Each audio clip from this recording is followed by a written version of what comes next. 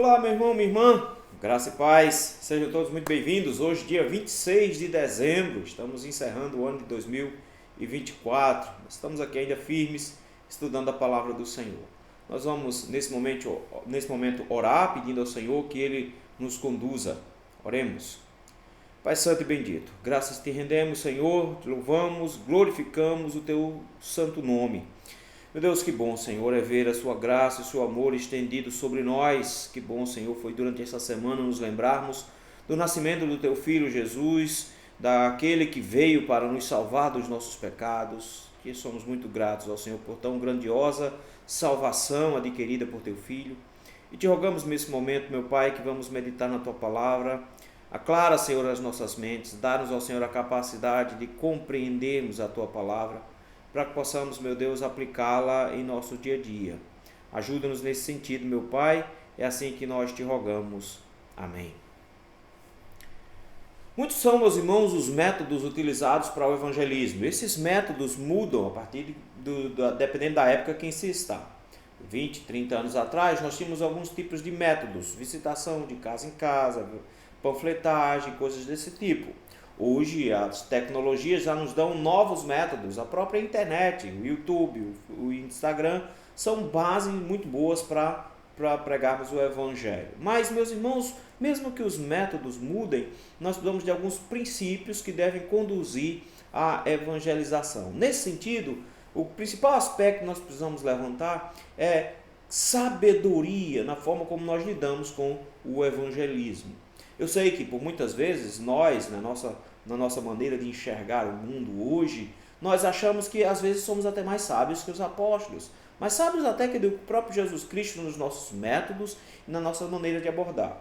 Nós às vezes achamos que determinadas circunstâncias requerem um empenho maior de evangelismo, quando Jesus não nos ensina isso. Por exemplo, evangelismos em festas como carnaval e assim por diante, evangelismos com marchas para Jesus e coisas desse tipo, produzindo muito mais diversão, shows, achando-se que shows são métodos para evangelismo. Então nós achamos que somos mais sábios às vezes do que o próprio Jesus Cristo. Mas na verdade, meus irmãos, os métodos das Escrituras são bem simples e os princípios bíblicos são bem simples. Mas eu creio que o que nós precisamos muito mais hoje é de sabedoria na forma como nós conduzimos o nosso evangelismo. Nesse sentido, nós não podemos negar. O apóstolo Paulo é um exemplo muito bom de sabedoria no evangelismo. E como o texto se organiza aqui? Na verdade, meus irmãos, o apóstolo Paulo está iniciando a sua terceira viagem missionária. No capítulo número 18, ele encerrou essa viagem indo até Jerusalém, cumprindo um voto que ele fez lá, e então voltando para Antioquia. Mas logo em seguida, no versículo número 23, já diz que ele está voltando para o seu trabalho, e o texto nos diz que ele vai passando pela região da Galácia e da Frígia. Até que então, no versículo número 24, o texto nos abre um parêntese para falar sobre o que estava acontecendo em Éfeso, enquanto Paulo estava passando pela Galácia e pela Frígia. Lugares onde ele já passou lá na primeira viagem missionária. Então ele estava somente confirmando os irmãos à medida que ele ia passando, fortalecendo as igrejas que já estavam plantadas. Surge então uma história dentro da cidade de Éfeso.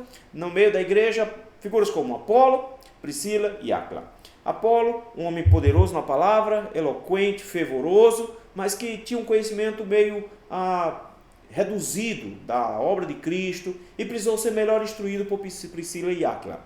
O texto nos diz que após essa instrução, logo em seguida, Apolo entendeu que deveria ir para Corinto, e é assim que encerra-se o capítulo de número 18, Apolo indo para Corinto. Capítulo 19, ele mantém a mesma narrativa no que diz respeito àqueles que só conhecem o batismo de João, como era o caso de Apolo. E nós vimos na semana passada Paulo chegando a Éfeso.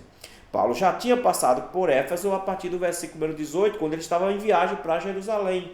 Ele passou, caminhou para Éfeso, pregou o evangelho lá na cidade de Éfeso, na sinagoga, versículo número 19, mas não tinha tempo para ficar lá, mesmo que os irmãos tivessem rogado a ele, versículo número 20, que permanecesse um pouco mais na cidade. Paulo tinha compromissos e ele não podia ficar para continuar o trabalho. Mas ele prometeu que voltaria, e então partiu de Éfeso. Capítulo 19 é o cumprimento de Paulo, voltando para Éfeso. Aqui ele encontrou alguns discípulos de João, o texto nos diz que eram 12 homens, e houve uma dificuldade porque esses homens não conheciam sobre o papel de Cristo, todo o trabalho de Cristo, toda a obra que Cristo tinha realizado, nem sobre a descida do Espírito Santo.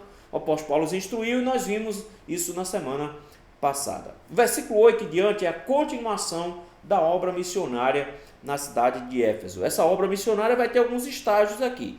No primeiro estágio aqui, nós temos o apóstolo Paulo se organizando enquanto missionário para se estruturar e iniciar o trabalho. Do versículo 11 em diante, vamos ter uma série de milagres que vão acontecer, tanto milagres por parte de Paulo, como tentativa de burlar, de enganar as pessoas por parte de um grupo de homens. Logo depois nós vamos ver, já dentro da cidade de Éfeso, Paulo sofrendo dificuldades por causa dos comerciantes da região. Hoje nós veremos basicamente como Paulo inicia esse trabalho missionário agora. Paulo está chegando na cidade de Éfeso, o trabalho já tinha sido iniciado, ele pregando no capítulo número 18, e Priscila e Áquila ficando por lá, e teve aquela ajuda também lá de Apolo passando por lá. Paulo então está iniciando o seu trabalho, e Paulo vai usar aqueles mesmos métodos, para nós vermos que os métodos não precisam ser modificados sempre, mas Paulo vai usar o mesmo método, primeiro pregar na sinagoga, para depois pregar aos gentios. E nesse caso aqui ele teve uma grande vantagem, porque lá atrás, no capítulo 18, foi dito que os judeus o receberam bem, inclusive pediram para ele ficar na cidade de Éfeso para pregar o evangelho. Mas agora, meus irmãos, nós vamos ver um cenário um pouco mais complexo, mais difícil de se lidar. Mas é bom que nós vejamos isso para que a gente consiga discernir a sabedoria do apóstolo Paulo na obra de evangelização, de como ele expressa essa sabedoria. Pelo menos dois aspectos aqui são importantes nós destacarmos quando nós vamos pensar nessa sabedoria que o apóstolo Paulo tem. E eu creio que o primeiro aspecto que nós podemos olhar nesse texto, meus irmãos, é a sabedoria para saber a hora de desistir. Isso é muito difícil, mas vejam aí o versículo número 8. O texto nos diz que durante 3 meses Paulo frequentou a sinagoga. Paulo tinha um método, e o método dele era sempre se utilizar do fato de que ele era um rabino. Paulo era um mestre. E como mestre, sempre que se chegava um mestre de fora numa sinagoga, ele tinha a oportunidade da palavra. Paulo já se aproveitou disso lá no versículo 19. E ele podia pregar o evangelho então para um grupo de pessoas que já conheciam, de certa maneira, o Antigo Testamento. Então isso facilitava na hora da exposição. Acontece que esses irmãos aqui já estão de alguma forma até instruídos, porque lembre que um dos aspectos importantes relacionados ao Apolo é que ele era poderoso nas Escrituras, versículo de número 24. Eloquente e poderoso nas Escrituras. Então ele já estava instruindo esses irmãos lá atrás sobre a pessoa de Jesus Cristo. Paulo está dando continuidade aqui. E o texto nos diz que ele passou 3 meses. Então notem como foi diferente. Porque em muitos outros cantos ele passou poucos dias. Na cidade de Tessalônica, por exemplo, foram 3 sábados. Não deu nem um mês. Paulo já tinha sido expulso da sinagoga. Aqui essas pessoas, esses judeus da sinagoga, eram muito mais tolerantes e muito mais interessados em conhecer o evangelho. Por isso o texto nos diz que Paulo passa 3 meses trabalhando com eles. 2 expressões são usadas aqui para a forma como Paulo exerceu esse seu trabalho durante esses 3 meses. Onde falava ousadamente, dissertando e persuadindo com respeito ao reino de Deus. Em primeiro lugar, ele falava ousadamente. Significa dizer que Paulo não media muito as palavras. Isso aqui é um ponto bem importante, porque a gente precisa compreender que o evangelho não pode ser camuflado, não pode ser mudado para que ele seja aceito, mesmo que isso venha gerar desconforto e rejeição. Nesse ponto, o texto diz que Paulo falava de forma ousada. Essa ousadia, meus irmãos, é necessária. Sempre que a igreja foi perseguida, a ousadia de pregar a palavra era um ponto. Quando a igreja se acovarda e para de pregar ou muda a mensagem para não ser perseguida, ela na verdade se corrompe e nessa corrupção ela deixa de ser sal como deveria ser. Paulo fala de maneira ousada. Segunda questão que coloca é que Paulo falava dissertando e persuadindo com respeito ao reino de Deus. Ele não só ensinava, como persuadia com uma mensagem muito específica, a mensagem do reino de Deus. A ideia de mensagem do reino de Deus é o próprio evangelho. É como se expressa a salvação na pessoa de Jesus Cristo. Paulo tinha uma mensagem a trazer. A mensagem, meus irmãos, não é como se viver bem, como recuperar um casamento. A mensagem não é como ter uma boa estrutura financeira na sua vida. A mensagem não é essa. A mensagem é como Cristo providenciou salvação para os pecadores perdidos. Paulo tem uma mensagem, por isso que ele disserta, explica e persuade. Ele tenta convencer essas pessoas para ouvir. A pregação de Paulo estava correta e a pregação de Paulo estava com as ênfases corretas.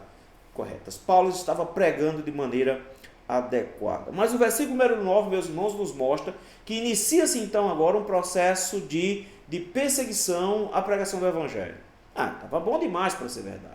Afinal de contas, Paulo nunca tinha passado até agora 3 meses seguidas pregando num lugar, na sinagoga. Ele já faz 3 meses que ele está ensinando nessa sinagoga. O que tudo indica, esses 12 homens do capítulo número 19 até o versículo número 7, estavam lá, eram da plateia, mas a plateia era grande. A sinagoga de Éfeso era uma sinagoga grande realmente. Dizem que era tão grande que mal dava para se ouvir as pessoas quando você estava lá no final da sinagoga. Então era muito grande, tinha muita gente mesmo. 3 meses é um bom número, mas o versículo número 9 diz que acabou o sonho. Versículo número 9 diz que, visto que alguns deles se mostravam empedernidos e descrentes, falando mal do caminho diante da multidão. Nós temos uma atitude aqui, meus irmãos, interessante. O texto vai começar a falar agora sobre como alguns judeus, note, não são todos. Se você parar para pensar, na sinagoga tinha muita gente que queria, porque eles pediram, inclusive, que Paulo permanecesse para explicar a palavra. E se Paulo passou 3 meses pregando ali, é porque tinha muita gente que queria ouvir a mensagem. Então tinha um grupo bom de pessoas ouvindo a pregação. Mas o texto diz que tinha alguns, o que dá a ideia de que não era a totalidade, era um grupo, um grupinho. Esse grupo que estava lá dentro, eles não estavam conseguindo expulsar Paulo da sinagoga. Afinal de contas, um outro grupo estava querendo ouvir ainda. Paulo tinha sempre plateia. Mas a maneira como eles lidaram com a pregação do Evangelho é uma coisa importante de ser observada. Em primeiro lugar, o texto diz que eles se mostravam empedernidos. Os seus corações eram duros. Vejam, meus irmãos, que a mensagem estava chegando até eles. Não é que eles não estavam entendendo a mensagem, eles estavam entendendo sim a mensagem, mas eles estavam resistentes à mensagem. Eles estavam com o coração duro. Talvez todos nós disséssemos assim, só é insistir um pouquinho mais, só é tentar um pouquinho mais. Esses corações empedernidos, meus irmãos, se juntam ao fato de que eles também eram descrentes. Eles mostravam-se empedernidos e descrentes. Nesses 2 pontos aqui, meus irmãos, a gente pode dizer que como insistir um pouquinho mais, porque eles não creem. Paulo fala, mas eles não creem.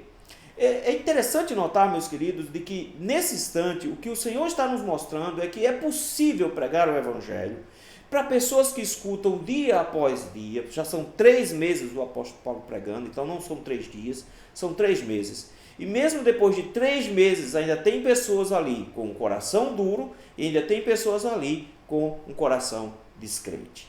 Até aí vai, mas logo em seguida o texto diz assim, falando mal do caminho diante da multidão. Eu creio que esse aqui é o ponto nevrálgico do problema.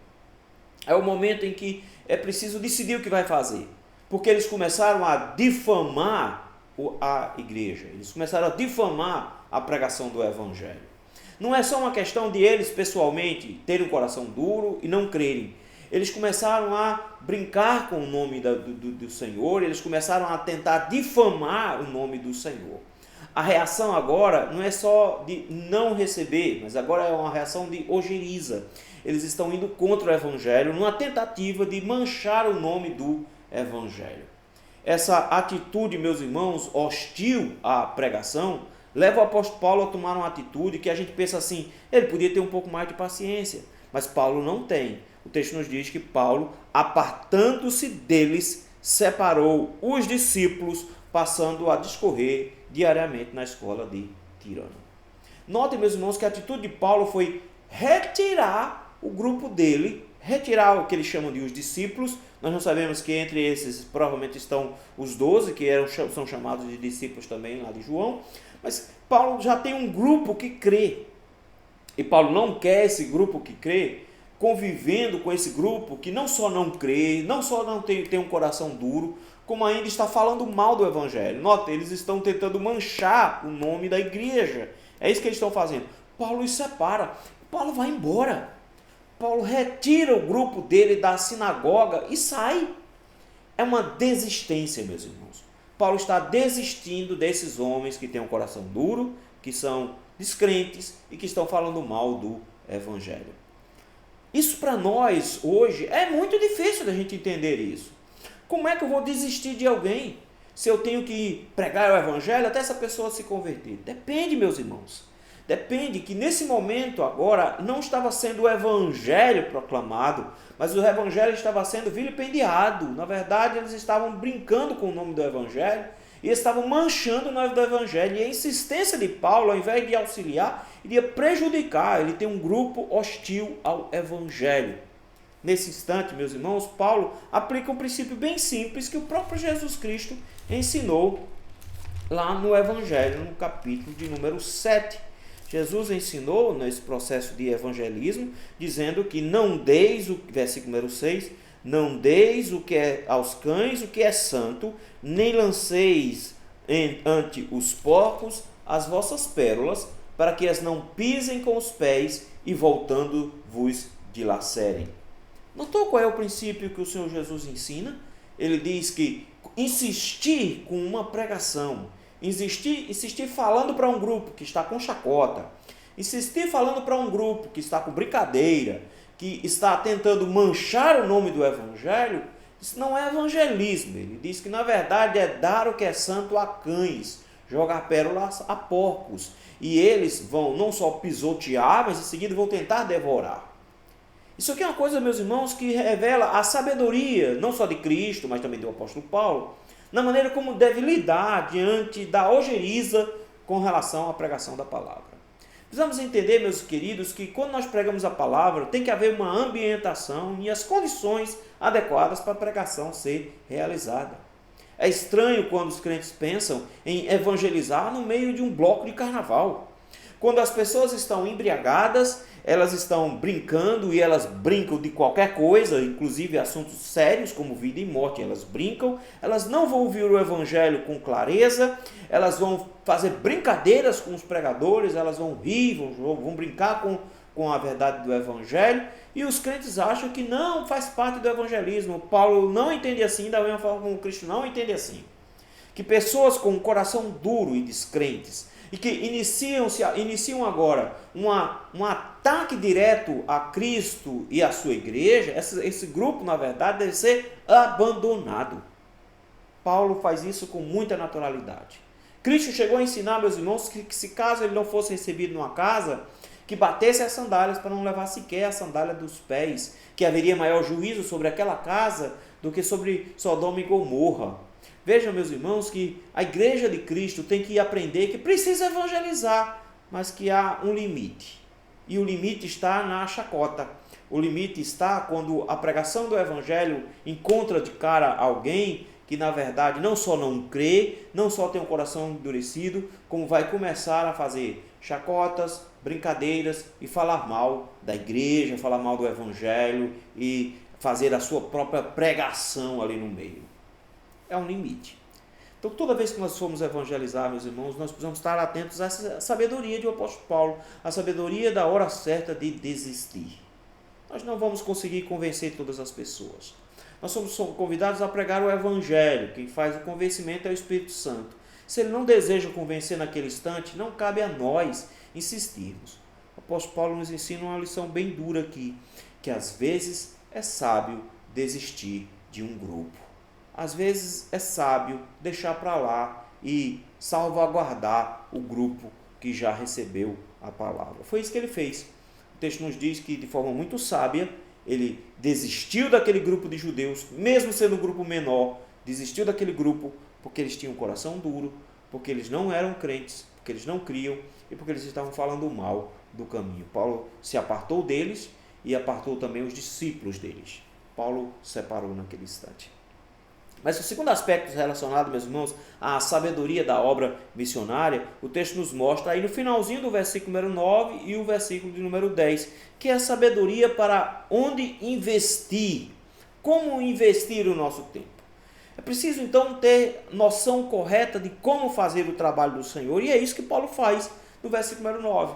Depois que ele retira os irmãos de dentro da sinagoga, retirou os que creram, e deixou lá só os que não creram, com seus corações duros, tentando falar mal do caminho, Paulo não dá mais audiência a eles. Paulo tira os irmãos de lá e sai de lá. E para onde Paulo vai? O texto diz que Paulo passou a discorrer diariamente na escola de Tirano. A escola de Tirano era um prédio que havia lá em Jerusalém, aliás, em Éfeso, mas nós não sabemos ao certo que lugar é esse. Nós não conhecemos nada sobre esse homem.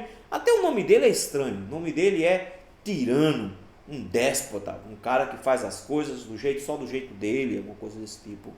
Nós não sabemos nem sequer porque ele tem esse nome. Há quem sugira que ele tem esse nome porque os próprios alunos deram a ele, dizendo que ele regia as coisas como um tirano. Mas o que é certo é, Tirano tinha um prédio que ele usava como escola.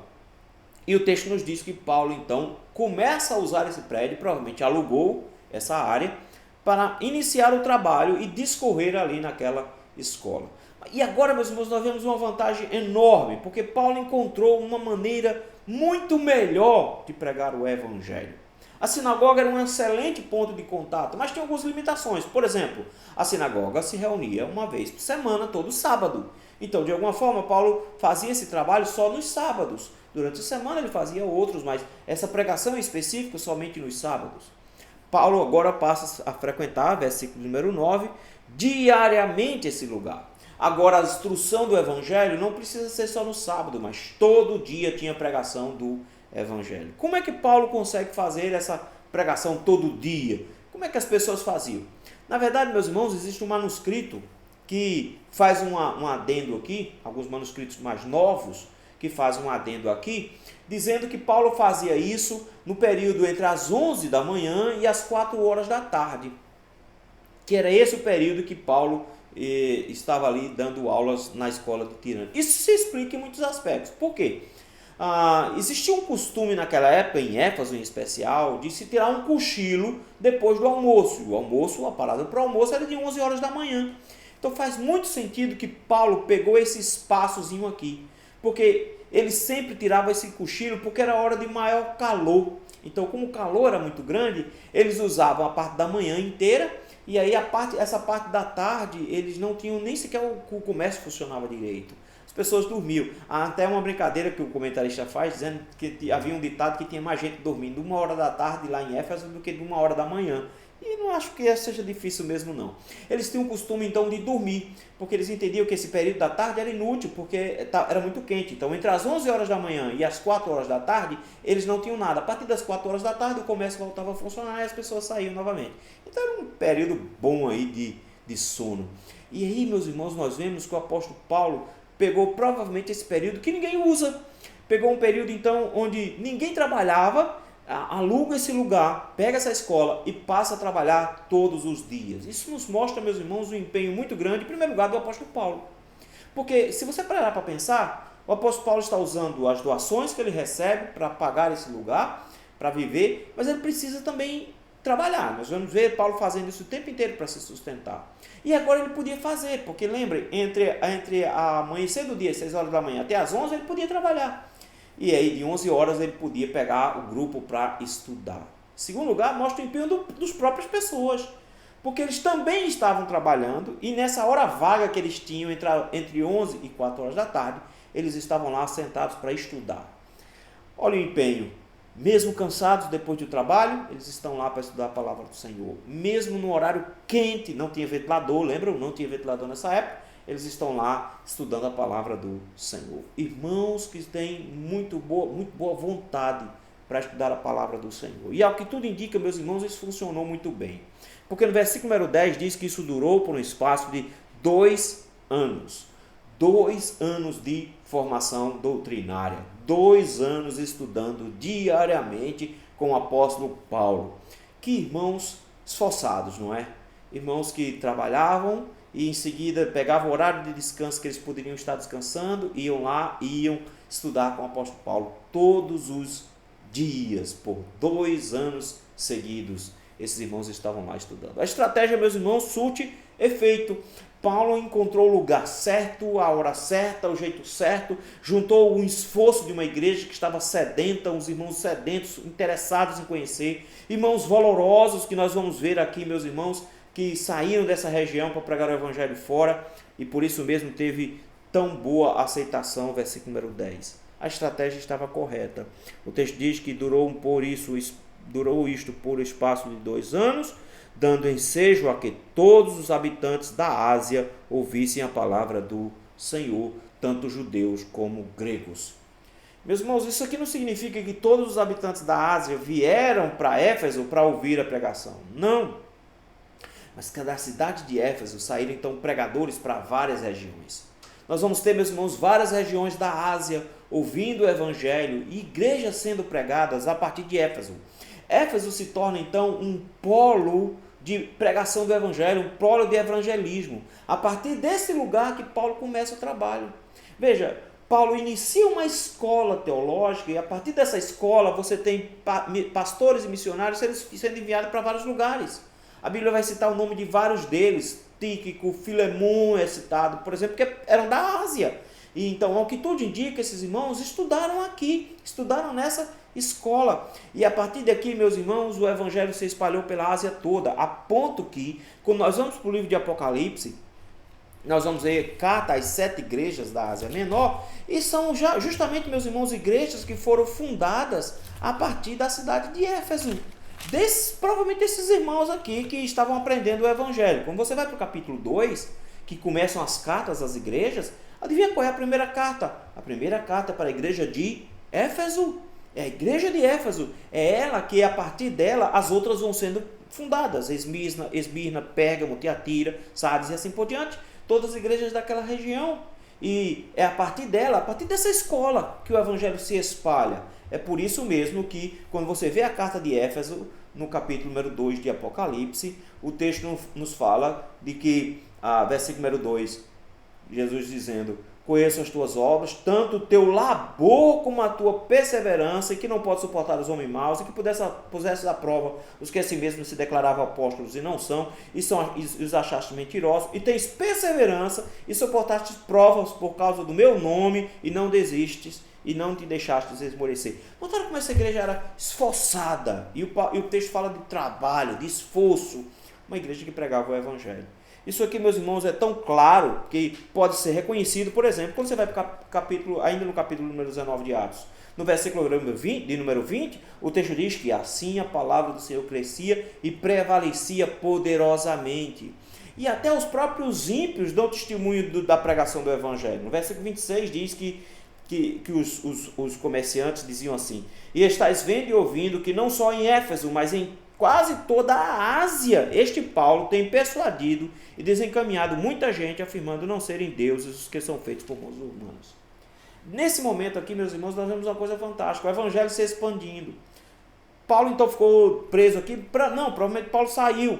Paulo fala de uma visita que ele fez a Corinto, que inclusive fez muito mal para ele.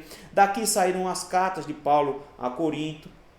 Então veja, foi um período muito bom de trabalho, e nesse sentido, meus irmãos, nós vemos que bênção foi essa mudança de estratégia. A sabedoria de Paulo em mudar, a sabedoria de Paulo em encontrar novas maneiras de pregar o evangelho, e é justamente isso que ele fez.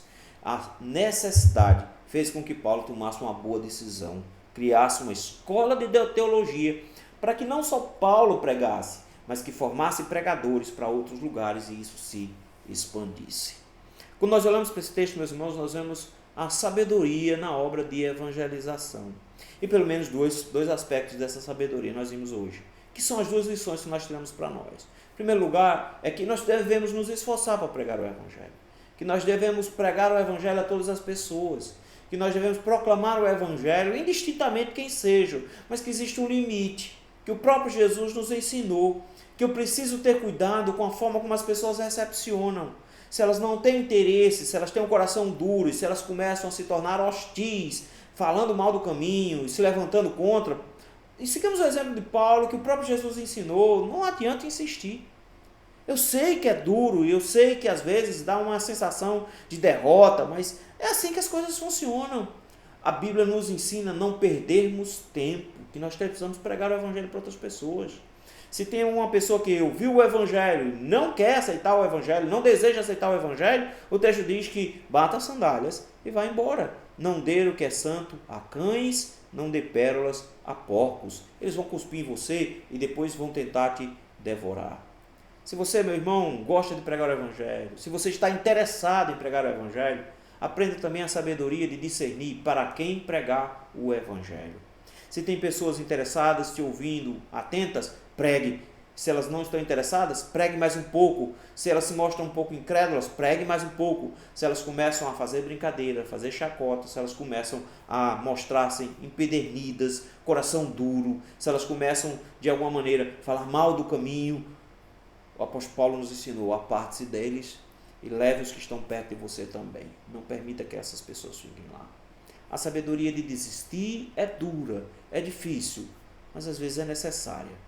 Às vezes a gente está insistindo no lugar errado, com pessoas que o Espírito Santo não está querendo tratar naquele momento. Pode ser que mais tarde o Senhor quebre essa pessoa e essa pessoa, ela mesma, busca o Evangelho. Naquele momento, não adianta insistir. Nós precisamos compreender isso, para que nós não venhamos a pregar o Evangelho para pessoas que simplesmente têm ojeriza ao Evangelho. Que a gente possa pregar o Evangelho com naturalidade, com simplicidade, mas com sabedoria também, para discernirmos a hora de parar. Definitivamente, meus irmãos, um bloco de carnaval, um grupo dançando na rua, não é a melhor maneira de evangelizar. Essas pessoas não estão sequer nem pensando na vida eterna. Como é que eu posso achar que elas estão receptivas ao Evangelho? O texto nos mostra que nós deveríamos ter muito mais sabedoria nesse sentido. Em segundo lugar, estamos abertos a novas estratégias. A estratégia de Paulo foi excelente, montando um grupo, uma equipe, preparando uma equipe para a pregação do Evangelho. E essa pregação se espalhou pela Ásia quase inteira, e o Evangelho se espalhou para judeus e para gentios, e a Ásia quase toda ouviu a palavra do Evangelho. Vejam, meus irmãos, às vezes algumas estratégias são necessárias, mas requerem muito esforço. O texto nos diz que esses irmãos se reuniam na hora mais quente, todos os dias da semana, para buscar o Evangelho. Nesse ponto, meus irmãos, a grande questão é: usemos de novas estratégias com muito esforço para a proclamação do Evangelho. Você não precisa fazer sozinho, você pode ensinar a outros. É por isso que existe a igreja, existe o presbítero docente, o pastor da igreja ensina a igreja para que a igreja repasse isso para os outros. Não é uma pessoa, somos todos nós pregando o Evangelho. Para isso precisa de esforço. Mas quando eu olho para essa igreja, meus irmãos, e vejo os irmãos aqui tão esforçados, no calor do dia, todo dia, reunidos para aprender o Evangelho, eu fico pensando quando os crentes usam desculpa para não ir no domingo de manhã. Não tem trabalho, frio, ar-condicionado, está cansado. Como nós deveríamos olhar para esses irmãos e entender que existe uma estratégia muito melhor quando todos os crentes estão empenhados em pregar o Evangelho e espalhar o Evangelho com esforço, com coragem, com vigor. Irmãos, temos muitas estratégias hoje. Não vou entrar em questão quais são as estratégias, mas nós precisamos de sabedoria. E o texto nos mostrou pelo menos 2 aspectos de sabedoria. Sabedoria para saber a hora de deixar e saber exatamente onde investir.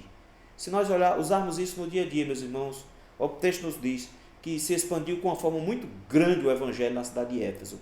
E eu creio que o Senhor nos dará sabedoria para que possamos pregar o Evangelho. Preguemos o Evangelho com objetividade, preguemos o Evangelho com sabedoria, com esforço, e o Senhor fará a sua obra no decorrer dos dias. Vamos orar novamente? Deus Santo e bendito, obrigado, Senhor, por nos dar, Senhor, instruções da Tua parte de como nós devemos pregar o Teu Evangelho. Ajuda-nos, ó Senhor, a termos esse discernimento que o apóstolo Paulo teve, na hora certa de desistir. Às vezes, na tentativa de fazer por amor, nós estamos prejudicando o Teu Evangelho. Por isso o Senhor nos dá, Senhor, sabedoria para sabermos a hora certa de abandonar e não continuarmos a pregação. Mas também nos dá sabedoria, Senhor, para termos o discernimento de onde investir e de gastarmos tempo e nos esforçarmos nesse investimento para a pregação do Teu Evangelho. Ajuda, Senhor, para que tenhamos essa sabedoria, para que possamos ser muito mais eficientes na proclamação da Tua palavra. Te rogamos isso no nome de Jesus Cristo. Amém. Queridos, muito obrigado pela companhia. Deixa eu me dar um abraço pro pessoal que esteve aqui semana passada. Em primeiro lugar, Jefferson José Nunes de Lima. Meu irmão, muito obrigado pela companhia. Tá tudo bem contigo, com teu menino? Deus abençoe, meu irmão. Um abração, viu? Quem tá por aqui também? Bogda passou por aqui também com Renata. Obrigado, meus queridos, pela presença. Deus abençoe vocês. Luiz Oliveira, muito obrigado, meu irmão, pela presença também. Deus te abençoe. A irmã Yara esteve por aqui também. Yara, abração, Yara. Deus te dê graça. Yara está fazendo aniversário de casamento. Parabéns, Yara. Deus abençoe. Fez aniversário de casamento ontem. Fernanda esteve por aqui também. Fernanda, um abraço, minha querida. Um abraço no Héctor por mim. E Dilma por aqui também. Dilma, um abração. Dilma, um abraço no Léo também por mim.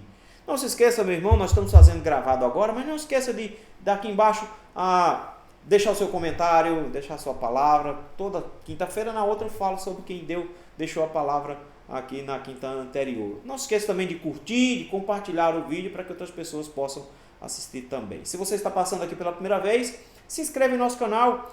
Toda quinta-feira e todo domingo nós temos material sendo postado de estudo, de pregação da palavra do Senhor. Se você é aqui de Recife, está convidado a conhecer a nossa igreja presbiteriana no Largo da Paz, ali perto da ponte Motocolombó. Você está convidado a participar conosco. Todo domingo de manhã, 9h30 da manhã, nós temos culto, seguido de escola dominical, e às 6 horas da noite nós temos culto também ali. Tá bom? Nós ficamos por aqui e voltamos próxima semana, se assim o Senhor nos permitir. Até lá, tchau, tchau.